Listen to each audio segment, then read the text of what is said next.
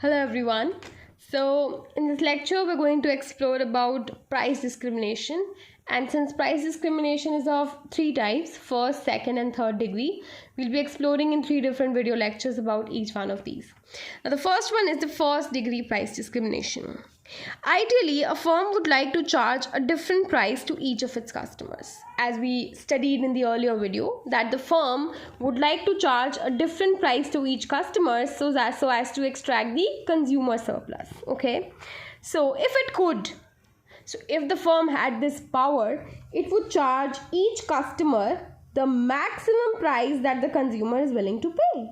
That means, come over here, if this P1 is the maximum price A is willing to pay, consumer A, then the firm will be charging P1, and by the virtue of this, the consumer surplus which A would have enjoyed if the price were any lower than P1, okay, because only when price gets lower there is a consumer surplus, otherwise there's no consumer surplus. And if the price were any lower than P1, this consumer A would have enjoyed some consumer surplus. But now, because the maximum price this A was willing to pay was P1, and the firm got the knowledge of this price and has now in fact charged this consumer A P1, so bad luck for A, what will happen? Its entire consumer surplus comes into the hands of the producer. That means, what is happening? The producer has the knowledge about the maximum price any consumer is willing to pay, and using that knowledge the producer tries to reap or extract the consumer surplus of those set of customers. Now we call such a price as the reservation price, and the practice of charging each customer his or her reservation price is called the perfect first degree price discrimination. Let's see how it affects the firm's profit. Now firstly, we'll consider a scenario where only a single price is charged. Basically, the scenario where the equilibrium happens by the virtue of MR is equal to MC condition. We all know that if this is my marginal revenue curve, this is your average revenue or the demand curve, this is marginal cost line. The firm will continue to produce will choose to produce the quantity Q star forthcoming from the equilibrium condition MR equals to MC and charging a price of P star. Now if the firm charges price of P star, what is the profit that the firm makes? Now the profit that the firm makes is the region below MR curve and above MC curve till the point Q star, because these are the incremental profits the firm can make with selling off each extra unit. Okay, because total revenue minus total cost is your profit, so marginal revenue minus marginal cost is known as the incremental profit. Now since this total cost takes care of the variable and fixed cost both, so we also call this MR minus MC condition as the variable profits. Okay, so the variable profits are found out by finding the difference between marginal revenue and the marginal cost curve, and we see that if a price like P star is charged, the variable profits will be the region below MR curve and above MC curve, because entire region entails a possibility of increasing profits, and these profits continue to increase only until the point of Q star where MR is equal to MC. Now at a price of P star, what is consumer surplus? It is the region above the price charged and below the demand curve. That is, this darkened triangle gives me the consumer surplus. Now that was the scenario where the firm were to go by the idea of MR equals to MC. Now that's quite old fashioned right now, because the firm is trying to perfectly or imperfectly price discriminate. That means now the firm has knowledge about the consumer's reservation prices. Now what will happen? If the firm has perfect knowledge about the reservation prices, then the firm will charge the consumer that reservation price and extract the consumer surplus as I just taught you. And we call such a technique or such a method as the perfect price discrimination. However, if the firm does not have perfect knowledge about the reservation prices, then it might choose to charge a few different prices. We call that imperfect price discrimination. Now we'll explore both of these one by one. Step 1 or the part 1 is perfect price discrimination. Now let's read on. What happens if the firm can perfectly price discriminate? Because each consumer is charged exactly what he or she is willing to pay, the marginal revenue curve is no longer relevant to the firm's decision. Why so? Because incremental revenue from each additional unit sold is simply the price paid for that unit. Obviously, what is the incremental revenue? That comes from TRN minus TRN minus 1. Now, this TRN is P into Q minus P into Q n minus 1. Now, since price is only changing, okay, so this is my price, P2, and let's say this is P1. So, the only difference which is going to come in the marginal revenue curve is because of the price, since now I have the knowledge of the willingness to pay of the buyer.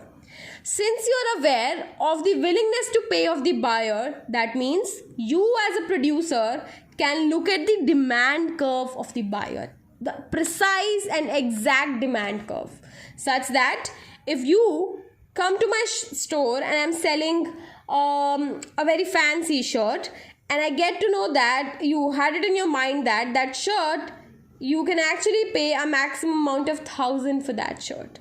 Once I have that knowledge, that means I am perfectly aware of your demand curve. That means I'll be now charging you a price of 1,000 rupees, and that would extract any consumer surplus you would have earned if I charged you any lower than 1,000. Okay, so instead of going by the rule MR is equal to MC, the firm is now going to go by the rule price is equal to marginal cost, because the firm is now fully aware of the price line. So now what will be the profits made? The profits made will be the region below the price line and above the MC curve. That means the firm is going to make continuous profits. You see, continuous profits up until the point where price and MC are equal, because beyond that what happens, MC exceeds price and the firm then makes losses. Let's read on.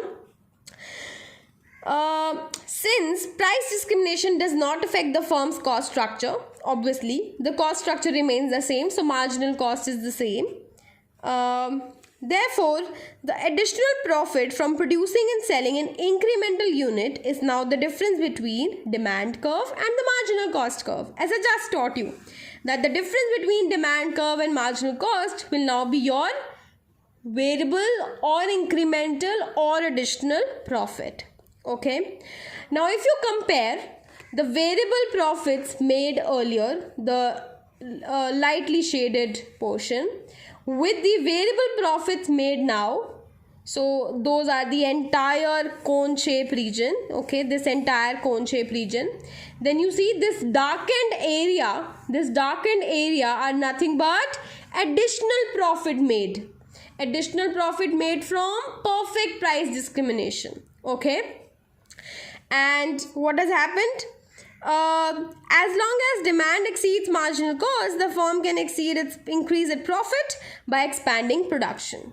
Obviously, it will do so until it produces a total quantity Q star star at which price is equal to marginal cost. Now, so that was about a case where every customer gets charged the maximum amount that he or she is willing to pay. And in that process, all the consumer surplus, as I just gave you the example of a fancy shirt which you came to buy from my store, all the consumer surplus which the consumer might be looking forward to make will actually be extracted by the producer, because now producer is fully aware of that consumer's demand curve. Now the catch is, do you find this particular thing realistic? At least I don't. It's quite unrealistic, right? To have perfect knowledge of somebody's mindset. So until and unless you're a card reader, I don't really understand how you can assess somebody's psychology. Okay, so let's move on to imperfect price discrimination, which is an improvement over the perfect price discrimination phenomenon. So in practice, perfect price discrimination is almost never possible, because firstly, it is impractical to charge each and every customer a different price unless there are only a very few customers. Obviously, it will be quite a big headache otherwise. Second, a firm usually does not know the reservation price of each customer, as I just taught you. So now this takes us back to actually expanding on our theory and making it better. And this leads us to the concept of imperfect price discrimination. Now what will happen over here? The firms can discriminate imperfectly by charging a few different prices based on estimates of customers' reservation prices. So now instead of having a perfect knowledge, you do have some imperfect knowledge about the customer's reservation price. Now due to that imperfect knowledge, you can actually charge that consumer differently. And that happens in real life also. Let's take some examples. It's often done by professionals such as doctors, lawyers, accountants, or architects who know their clients reasonably well.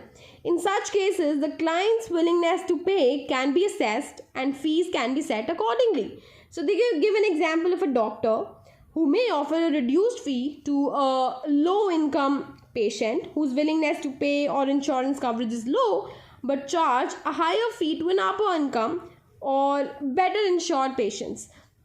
So maybe on the basis of some documents deposited on the counter of a doctor's clinic, the doctor comes to have knowledge that this particular patient has a very poor insurance coverage and is belonging to a lower income group. So that way the doctor can also charge him a lower fee. But as against it, if the doctor has the knowledge of the person's good enough insurance coverage and also paying capability, then he might be charged a higher fee. Likewise, lawyers also make an assessment, and in fact accountants also do that, because accountants are quite well versed with your cash flows and the entire statement of the firm. They can actually accordingly charge that particular firm accordingly. So that means imperfect price discrimination is quite a reasonable thing, where on the basis of just assessing a customer right at that moment, a mere guesswork or imperfect knowledge about his reservation price can help you charge some different prices on the spot. Okay, now let's take a quick example, a quick explanation on the diagram. So this is the diagram. This is your demand curve, this is marginal revenue curve, and this is the marginal cost curve. If a single price were to be charged, that would be at a point where MR and MC are equal, that is price P4 star. Okay, and if this P4 star price were charged, how many people would be able to, so how much quantity would be sold? Q star. That means these set of people are left out and these set of people enjoy some surplus. Okay, what if 6 different prices are charged? So basically, if there is a customer who is willing to pay a price as high as say P1, okay, and somehow you get knowledge that his price is around P1, not P1 but around P1, then the producer can charge somewhere around P1 and make good assessment and make good profits. What I'm trying to say is, in first degree price discrimination, since the firms do not have the perfect knowledge of the reservation price of each and every customer, but they have a rough knowledge or some guesswork about it. Okay, so what they can do is they can charge different prices with different customers, just like the doctors do. And if a lower income patient steps in, what they can do is they can charge a price like P5. What will happen because of a price like P5? At P5, that particular lower income patient who would have otherwise not even thought of availing the services by the doctor because he was out of this quantity set beyond Q star, now he's able to afford that doctor and also this will increase his consumer surplus. Okay, so that means it is good for the society also that the consumers get to become a part of the market, let alone earn some consumer surplus. And firms also do good by charging high price to high income individuals and low price to low income individuals. Okay, and they're going to do this differential pricing only until the point where price is equal to marginal cost, because going beyond it would be losses. So obviously that is not something the firm is here for. So that was about first degree price discrimination, perfect and imperfect. Thank you for watching the video.